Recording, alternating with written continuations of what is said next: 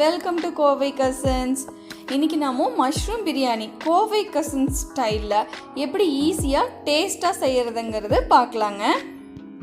இதுக்கு முன்னாடி நீங்கள் கோவை கசின் சேனலை சப்ஸ்கிரைப் பண்ணலினா எங்கள் சேனலுக்குள்ளே போய்ட்டு சப்ஸ்கிரைப் பட்டனை கிளிக் பண்ணிக்கோங்க. கூடவே பக்கத்தில் இருக்கிற பெல் ஐக்கானையும் கிளிக் பண்ணுங்கள். அதுக்கு மேலே இருக்கிற ஆல் அப்படிங்கிற பெல் ஐக்கானையும் கிளிக் பண்ணிக்கோங்க. அப்போ தான் நாங்கள் போடுற எல்லா வீடியோவும் உடனுக்குடன் உங்களுக்கு கிடைக்கும். முதல்ல மஷ்ரூம் பிரியாணி செய்கிறதுக்கு நாங்கள் 400 கிராம் அளவுக்கு மஷ்ரூம் எடுத்து நல்லா வாஷ் பண்ணி வச்சுருக்குறேங்க. இது கூடவே 1/4 கிலோ அளவுக்கு பாஸ்மதி ரைஸ் எடுத்துருக்கேங்க. இந்த பாஸ்மதி ரைஸ் ரொம்ப பழைய அரிசிங்கிறதுனால நான் 1/2 அன் ஹவர் ஊற வச்சு எடுத்துக்க போகிறேங்க. உங்களுக்கு அரிசி எந்த அளவுக்கு நீங்கள் பழசு புதுசுங்கிறத பார்த்து நீங்கள் ஊற வச்சு எடுத்துக்கோங்க. அடுத்தது ஒரு மிக்சர் ஜாரில் 3 வரமிளகாய், 3 காஷ்மீரி மிளகாய் கலருக்காக, இது கூடவே ஒரு 5-6 சின்ன வெங்காயத்தை தோல் உரிச்சிட்டு சேர்த்துக்கோங்க. 5 இன்ச் அளவு இஞ்சியை நல்லா இந்த மாதிரி பொடியாக கட் பண்ணி சேர்த்துக்கோங்க. இது கூடவே 10 பூண்டு, 1 டேபிள் ஸ்பூன் அளவுக்கு சோம்பு, 1 டேபிள் ஸ்பூன் அளவுக்கு கசகசா எல்லாத்தையும் சேர்த்துட்டு கொஞ்சமாக தண்ணி விட்டு இதை நல்லா இந்த மாதிரி ஃபைன் பேஸ்ட்டாக அரைச்சி எடுத்துக்கோங்க. அடுத்தது நம்ம பிரியாணி தாளிக்கிறதுக்கு தேவையான ஸ்பைசஸ் என்னென்னு பார்த்துடலாங்க. இங்கே 1 டேபிள் ஸ்பூன் அளவுக்கு கல்பாசி எடுத்து வச்சுருக்கேன். கூடவே 4 கிராம்பு, 2 ஏலக்காய், 3 ஸ்டார் அனஸ், 1 மராட்டி மொக்கு, கூடவே ஒரு சின்ன துண்டு அளவுக்கு ஜாவித்ரி, 2 இன்ச் அளவு பட்டையை 3 பீசஸ் எடுத்துக்கோங்க. கூடவே 2 பிரியாணி இலை, அவ்வளோதாங்க. அடுத்தது 3 பெரிய சைஸ் பெரிய வெங்காயத்தை இந்த மாதிரி நீளமாக மெலிசாக கட் பண்ணி எடுத்துக்கோங்க. நீளமாக பொடியாக கட் பண்ண 2 மீடியம் சைஸ் தக்காளி, 4 பச்சை மிளகாய், கூடவே 1 கைப்பிடி அளவு புதினா, 1 கைப்பிடி அளவு கொத்தமல்லி, 4 டேபிள் ஸ்பூன் அளவுக்கு கெட்டியான தயிர். அடுத்தது ஒரு குக்கரில் 4 டேபிள் ஸ்பூன் அளவுக்கு எண்ணெயும் 2 டீஸ்பூன் அளவுக்கு நெய்யும் சேர்த்துக்கோங்க.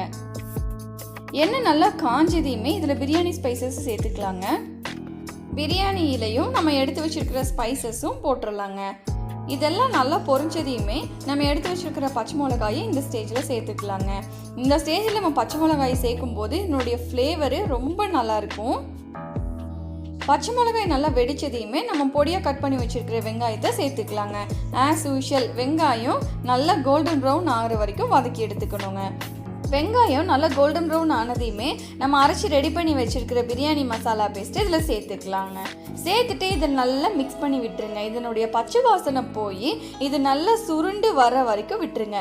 இந்த அளவு வந்ததையுமே இதில் நம்ம பொடியாக கட் பண்ணி வச்சுருக்கிற தக்காளியை சேர்த்துக்கலாங்க. சேர்த்துட்டு தக்காளி நல்லா ஸ்மாஷ் ஆகிற வரைக்கும் வதக்கி எடுத்துக்கோங்க. தக்காளி இந்த அளவுக்கு நல்லா ஸ்மாஷ் ஆகி வந்ததையுமே நம்ம பொடியாக கட் பண்ணி வச்சுருக்கிற புதினா கொத்தமல்லி தலையை இதில் சேர்த்துக்கலாங்க. சேர்த்துட்டு இதையும் நல்லா ஒரு தடவை வதக்கி விட்டுருங்க. இப்போ இது கூடவே நம்ம எடுத்து வச்சுருக்க தயிரையும் சேர்த்துக்கலாங்க. தயிர் சேர்த்துட்டு இந்த மசாலா கூட நல்லா மிக்ஸ் பண்ணி விட்டிங்கன்னா கொஞ்ச நேரத்தில் இது நல்லா ஒரு கிரேவி கன்சிஸ்டன்சிக்கு இந்த மாதிரி வந்துடுங்க. இந்த ஸ்டேஜில் நம்ம காளானை சேர்க்கணுங்க. மஷ்ரூமை நல்லா இந்த மாதிரி பீசஸாக கட் பண்ணி எடுத்துக்கோங்க. அப்போ நம்ம சாப்பிடும்போது ஒரு வாய்க்கும் நம்மளுக்கு மஷ்ரூம் கிடைக்குங்க. இதை நல்லா ஒரு தடவை மிக்ஸ் பண்ணி விட்டுட்டு நம்ம இது கூட தண்ணி சேர்த்துக்கலாங்க. நான் இங்கே இந்த கப்பில் தான் அரிசி அளந்து எடுத்துருக்குறேங்க. அதாவது 1/4 கிலோ அரிசி, 1 கப் அளவுக்கு அரிசி. 1 கப் அளவு அரிசிக்கு 3.5 கப் அளவு தண்ணி சேர்க்கணுங்க. இந்த கிரேவியை எனக்கு 1/4 கப் அளவுக்கு இருக்கும். அதனால் நான் 3.25 கப் அளவு தண்ணி சேர்த்துக்கிறேங்க. நீங்கள் தண்ணியை அளக்கும் போது இந்த கிரேவியில் எந்த அளவுக்கு தண்ணி இருக்குமோ அதையும் சேர்த்து நீங்கள் அளவு எடுத்தீங்கன்னா தான் கரெக்டாக இருக்குங்க. இப்போது பிரியாணிக்கு தேவையான அளவு உப்பையும் சேர்த்துட்டு இதை நல்லா மிக்ஸ் பண்ணி விட்டு உப்பு காரம் சரி பார்த்து இதை நல்லா கொதிக்க விட்டுருங்க. தண்ணி நல்லா இந்த அளவு கொதிச்சு வந்ததையுமே நம்ம அரிசியை சேர்க்கணுங்க. நான் அரிசியை ஒரு தடவை நல்லா கழிஞ்சு தண்ணி நல்லா வடிச்சிட்டு அப்படியே வச்சுட்டேங்க. அந்த ஈரப்பதத்துலேயே அரிசி 1/2 மணி நேரத்துக்கு நல்லா ஊறிடுச்சுங்க. இப்போ இந்த அரிசியை தண்ணியில் சேர்த்துக்கலாங்க.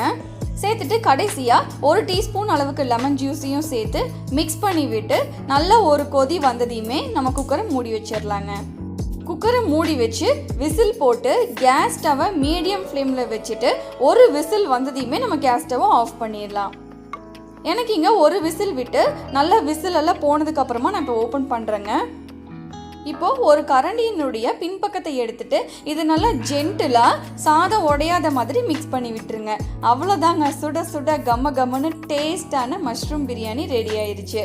கண்டிப்பாக செஞ்சு பார்த்துட்டு எங்களுக்கு எப்படி இருக்குன்னு கமெண்ட் பண்ணுங்கள். கூடவே லைக் பண்ணுங்கள், ஷேர் பண்ணுங்கள், சப்ஸ்கிரைப் பண்ணுங்கள், பக்கத்தில் இருக்க பெல் ஐக்கானையும் கிளிக் பண்ணுங்கள். வேற ஒரு நல்ல டிஷ் எப்படி ஈஸியாக டேஸ்டியாக செய்யறதுங்கிறத ஷேர் பண்ணுறேங்க. அது வரைக்கும் பை பாய்.